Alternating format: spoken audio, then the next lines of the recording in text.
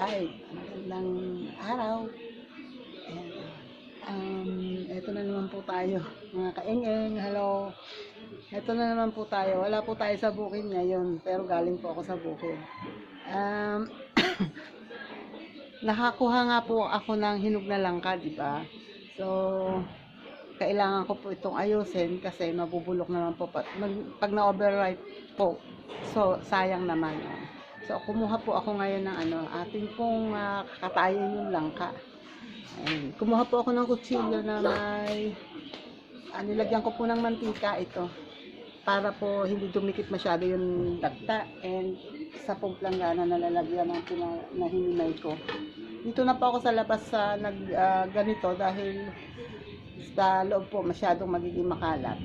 So, umpisahan natin po ha. Unang-una, yung kutsilyo, and lalapain po natin to. Maaari naman po magtitira ako ng kaunti nito para ipamigay sa mga kapatid, mga kapatiran.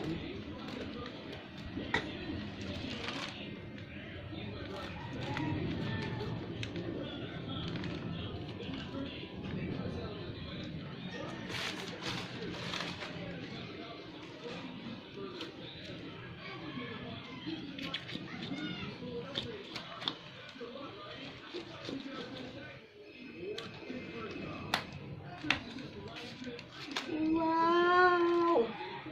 Oh, diba? Ang ganda! Tira natin to. So, kailangan to.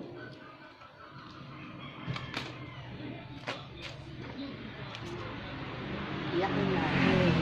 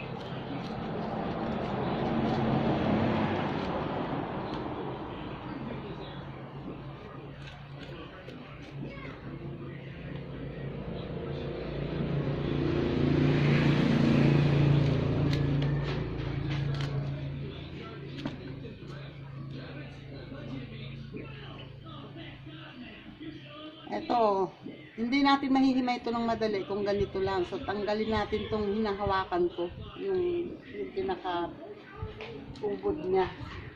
Tatanggalin natin.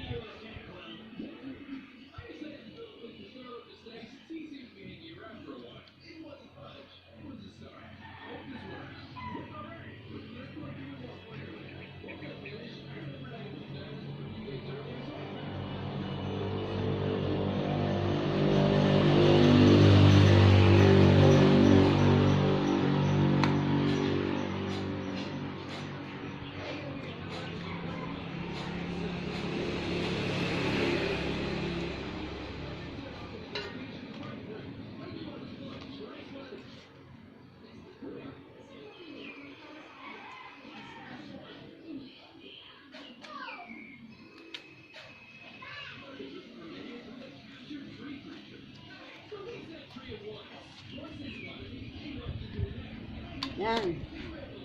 So, ang solusyon dyan, para hindi masyadong, nakita nyo yun, may dagta o. Ayan o, naglabasan yung mga dagta niya. So, pag hinawakan ko yan, pupunta yan lahat sa kamay ko. So, ang solusyon dyan, kumuha ko ng isang lumang paper. Paper bag. So, get ko lang natin dyan. Dampe.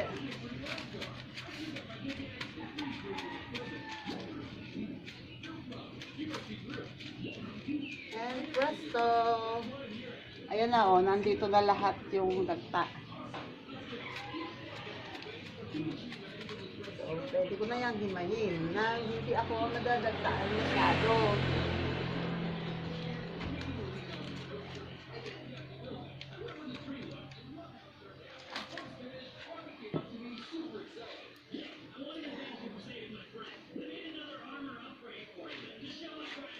Try natin ha.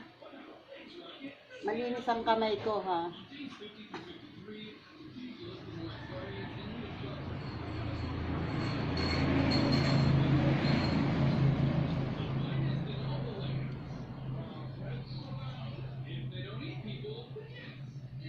Yung iba, iniipon ng buto nito, nilalaga. Kasi masarap kainin yung buto nilaga.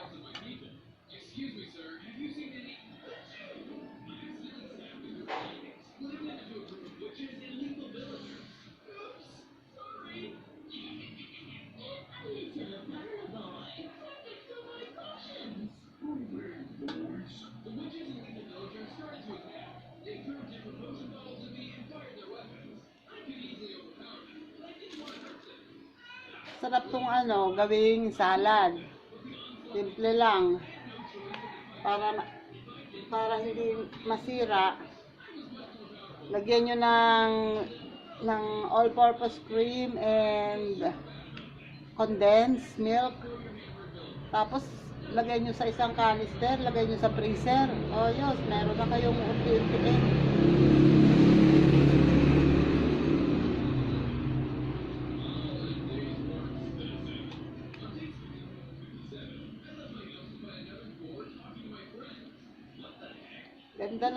Ang ganda ng lamukot niya.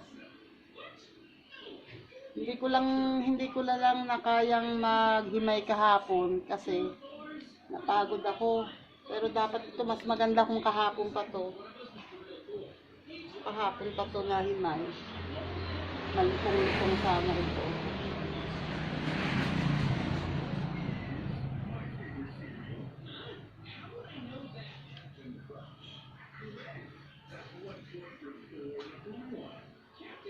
Sarap sana nito. Pwede rin itong gawing ice candy. Pwede nyo magpamisin, lalagay sa halo-halo.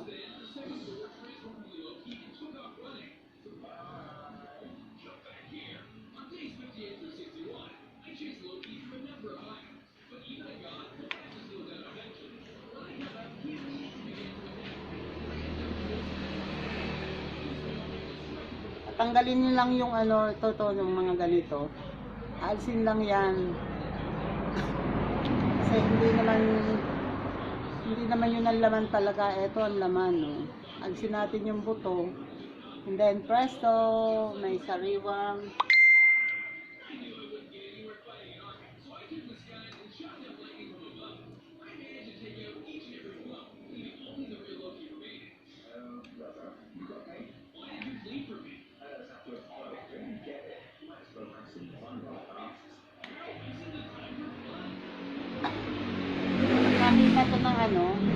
pag nakita to ng kapatid ko, kukuhanin niya yung buto. Paborito niya yung buto. Nilagang buto.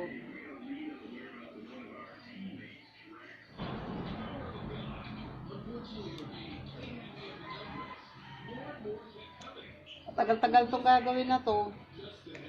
Kasi isa-isahin yan, tanggalin.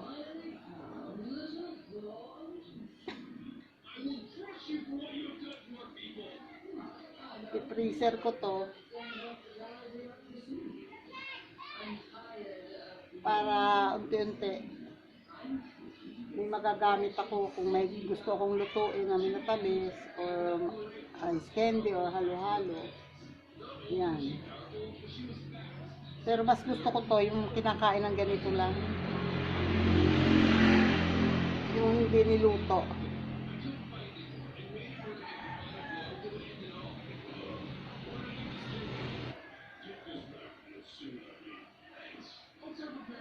Sarap.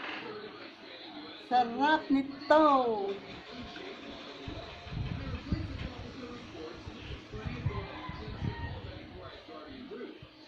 Kung makakapunta sana kayo dito sa Sabado, Weirdo, Nadas, aabutin nyo pa to. Ilalagay ko sa freezer to.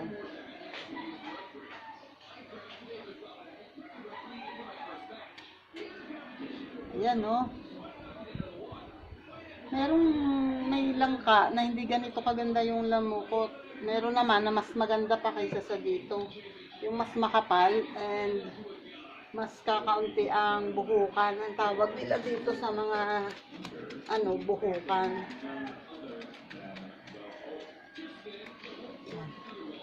1-0. Tapos na ako ng isa. Naman. Hindi kayo basta kakain ng hilaw nito kung hindi kayo busog. Yung siguraduhin nyo na busog kayo. Kasi ang tawag dito doon ay nakakasablang kasi malamig masyado. Malamig itong langka sa katawan. Parang pakwan. Yan. Pag kumain ng hindi ka busog, maaaring makasira ng tiyan mo.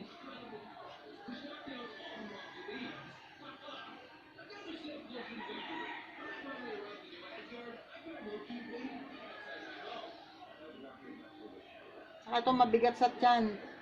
Pag medyo napadami ng kain, ng ganitong hilaw, napadami ka ng kain, ang tagal na bloated ang tiyan mo, na feeling mo busog ka. Bigat sa tiyan.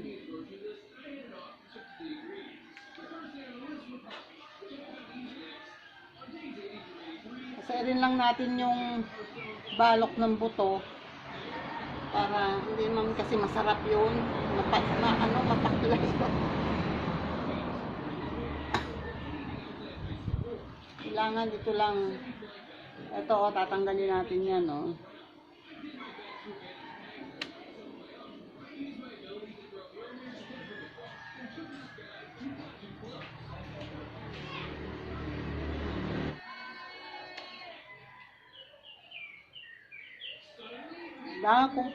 Nung tinanggal ko yung nasa ibabaw na to, madali ko nang matatanggal dito. Kasi hiwa-hiwalay na siya. Naubos ko.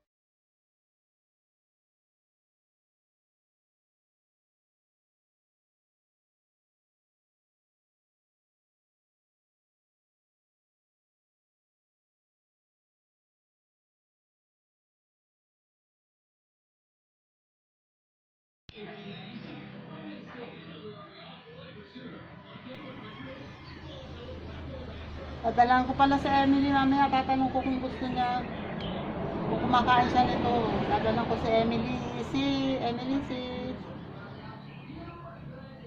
Kita tayo bukas, Emily.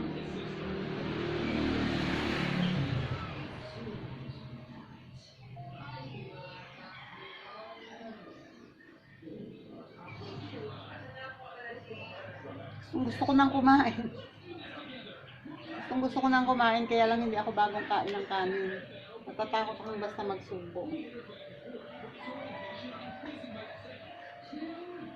Pero kumain naman ako ng puto bongbong, saka ng butchi. Binili ko kanina sa palengke.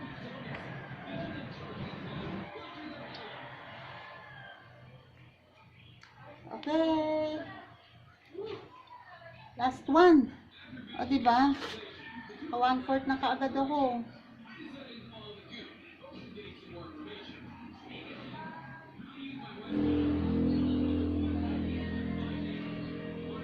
Diba? Dami na yan, oh. Wow! Dami. Mamaya ako tatapusin to. Eto pa, oh. Himayin ko pa rin to. Pero, itong kalahati, putol-putulin ko to, bibiyakin ko, para may maipamigay ako.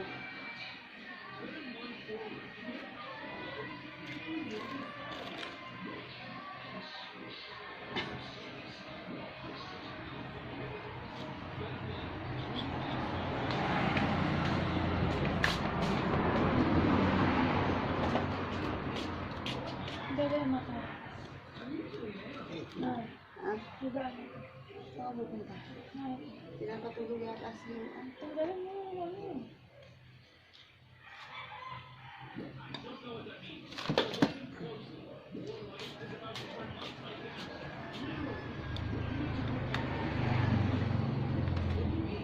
Si Lori, bagong dating. Nandun siya kakain kila atin yan. Ayun yung napansin niyo yung maliit na sira doon nung pinapakita ko yung pag binibisita ko. Ay, ito lang siya, oh. Yan lang siya. Yung maliit na yan. So, walang hindi apektado yung iba. Maliit lang yung sira niya.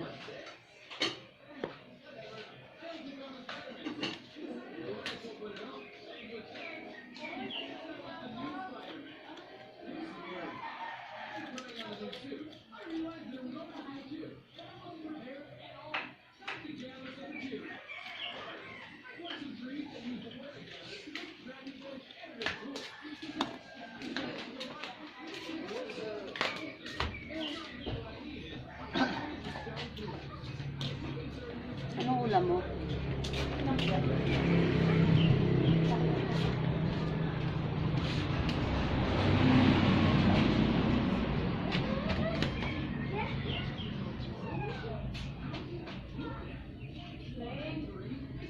Yan, tawag ka ni Ninang.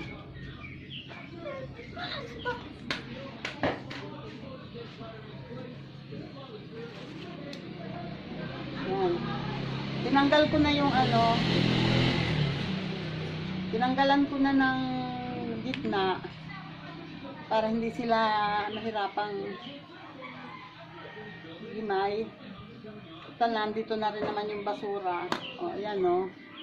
So, bibigay ko to sa kanila para meron din sila.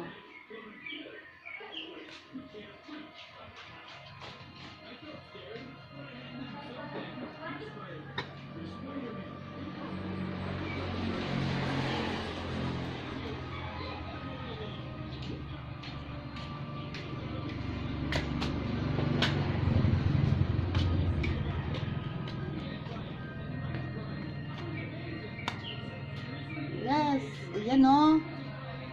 Oh. Tatanggalan lang natin ng ayan. Presto!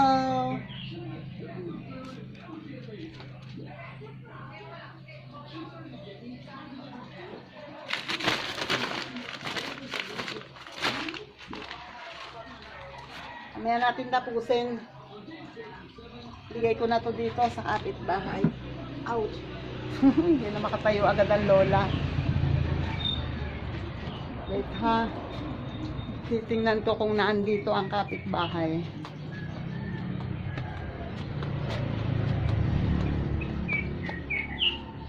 Jerly, asan ka?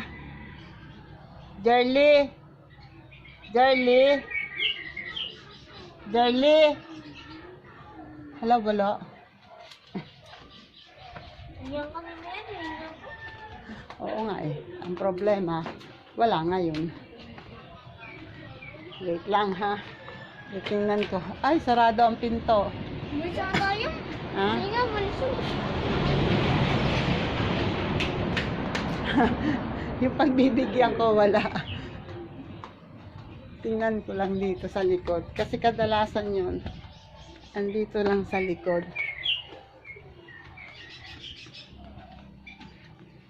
Jerly, andyan ka? Ay, Pusyo! Pusyo!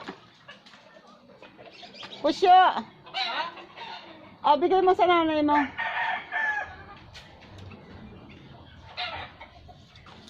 Nakakuha ko ng langka eh. Salamat. Ayan, naka-vlog ka. Salamat po. Ayun, oh. Nakapamigay na ng isa. So, meron pang 3. Bigyan ko yung bayaw ko sa yung mga kapatid ko. Bibigyan ko. So, ito. Ayusin ko lang and bibigay ko, papadala ko na sa kanila. Tapos, yung natitira, hihimayin ko pa ulit. So, hindi ko alam kung ano pang gagawin doon. Pag-iisipan pa. Okay. Ayan, ganun lang kasimple. Kung yung binili nila, nag-post kasi ako sa Facebook. Inilagay ko na for sale yung isang buong langka. May nagtanong kung magkano, sabi ko name your price. Kasi, hindi ko naman alam kung magkano ang langka. So, sila ang bahalang magpresyo kung magkano nila bibilhin. Kung magkano nila bibilhin, edi ibibigay ko. Eh, kaso walang yatang nagseryoso. Akala nagbibiro lang ako. So, hanggang ngayon, walang kumukuha. So, ayan na lang ang ginawa ko. Total naman yung ibang mga kapatid ko, wala naman mga hinog na langka. Tapos itong mga kapitbahay, wala din naman. O di, himayin ko at ipamigay ko yung iba, at least meron pa kami. Okay. Ay, pasensya na kayo ha, ganyan-ganyan lang yung vlog ko. Oh. Yung paghihimay ng langkang hinog. Okay. Dito ko na nga tatapusin ha. Tapusin ko na dito yung vlog ko. Ayusin ko na lang ito naman eh. So, tatapusin ko na dito at sobrang haba na ha. Okay, bye-bye. Salamat sa mga nagtiyaga sa aking munting nakayanan. Thank you sa inyo ha. And salamat sa laging pumupunta dyan sa mga nakasuporta. Salamat sa inyo. And ingat lagi kayo ha. Salamat and thank you. Bye-bye. The next day. Yun, hello, eto na ulit ako. Kung napansin nyo, andito ako sa kusina. So, yung nangka kasi, nilagay ko sa freezer. Sayang naman kung ganun lang. Marami kasi, yung iba, nakain na. Pero meron pa, natitira na sa freezer. Ito, naka-plastic. Kaya yan sa freezer. So, gagawan ko ng paraan para mas tumagal na hindi nasisira. Okay? Antay lang ha. So, ito yun. Gata natin para sure na walang bacteria. Tigas siya sa freezer.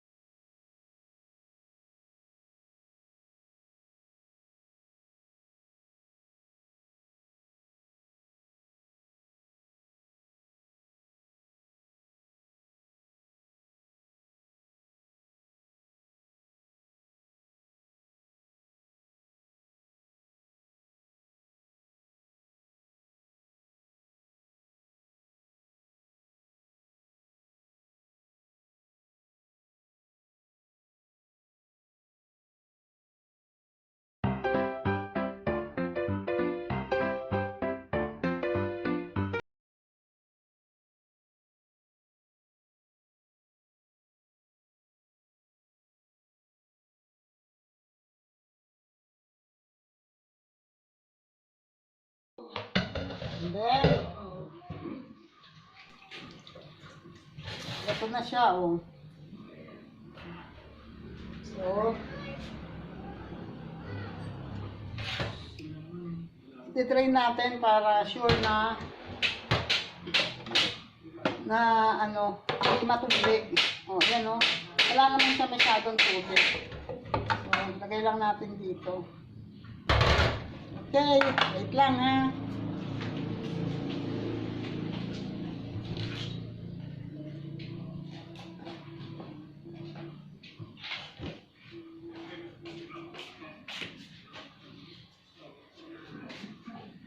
Lagyan natin itong isang condense.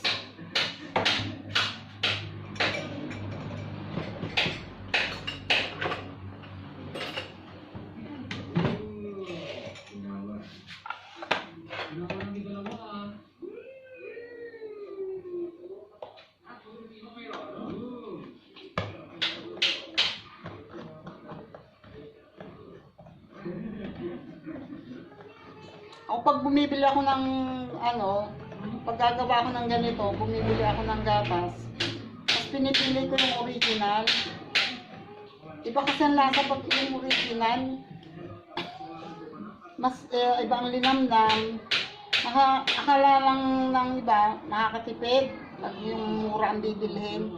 Pero pag tinikman ninyo, makukulangan kayo sa lasa. Kasi nga, hindi nyo kukuha yung gusto nyong lasa. At least ito, kuha nyo yung lasa na gusto nyo. Ayan, lagay lang natin ang gatas.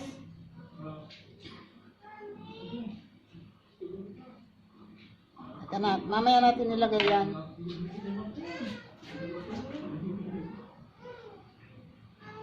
And, lagyan natin ng isang all-purpose cream. Pag ako gumagamit ng all-purpose cream, nilalagay ko muna sa freezer ng sandali. Pero ito, kahapon pa to sa rep, kaya lang wala sa freezer. Eh hindi ko agad na ilagay sa freezer. Kalalagay ko lang kanina. Mas gusto ko yung nakalagay sa freezer. Kasi mas creamy siya. Pagka kasi nilagay mo ng malabnaw, hindi maganda.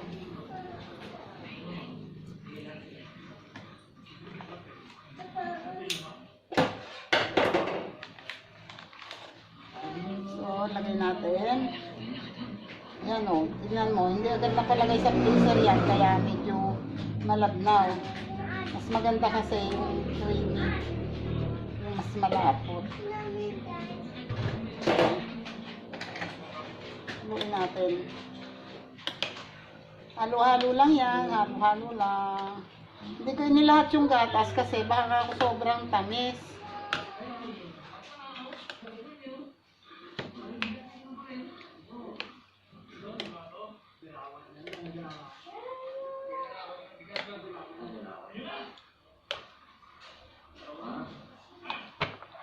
O, diba? E, pang-dessert na kayo. Sayang, galing dito yung tiyoy namin. Shoutout nga pala, Tiyo Pole and Tia Rosa. Shoutout. And shoutout kay Nani and kay Bobot na nagbabakasyon ngayon dito galing sa Bahamas. Thank you sa inyo ha.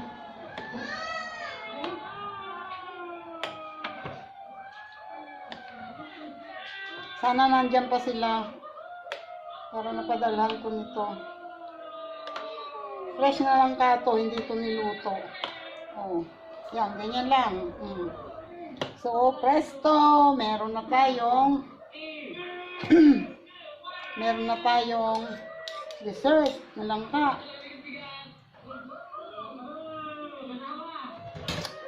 Pwedeng ilahat tong ano, gatas. Hindi siya ganun katamis.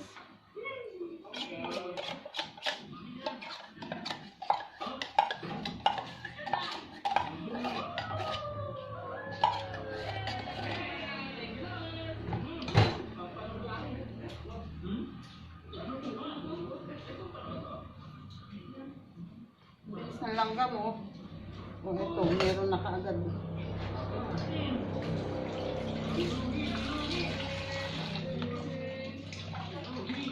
Parang hindi lang ganun.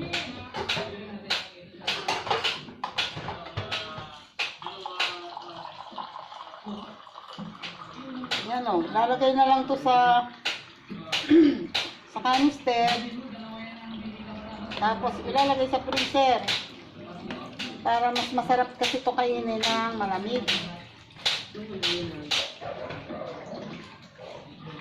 O, diba? Presto! Meron na kaagad tayong dessert. Yan.